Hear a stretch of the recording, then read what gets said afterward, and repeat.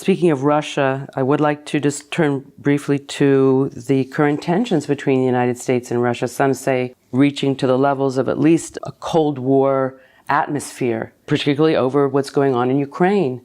How do you see the current tensions and a way to tamp them down over Ukraine? Well, I think in the end, Europe, the EU, European Union, the United States on one side, and Russia on the other have quite compatible interests in Ukraine. Neither of us should want Ukraine to be a bone of contention. Neither of us should want to see it lean to one side or be incorporated into the sphere of influence of the other. So we have an interest in a Ukraine that is neutral, prosperous, strong, cohesive, not an invitation to its neighbors to intervene or interfere. And the question is, how do we get to that result? We actually have a precedent in the Austrian State Treaty of, I think, 1956, which created the modern state of Austria, guaranteed its neutrality between East and West, and recognized that both the Soviet Union and the United States and the Europeans, NATO, had an interest in removing Austria from active contention. I think we have the same interest in Ukraine.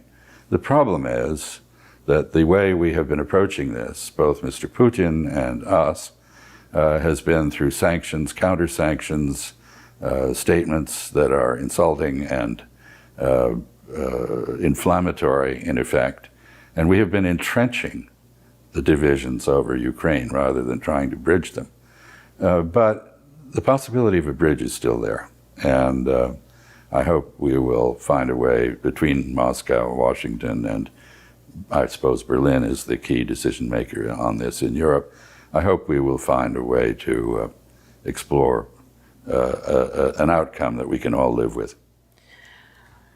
Although many say that Mr. Putin sees the world, in particularly his so-called neighborhood, in a zero-sum game through the lens of a zero-sum game, and that for him Ukraine is essential, and therefore a neutrality might not appeal to him. Well, I don't think that's consistent with what he's actually said, but it certainly is the theory.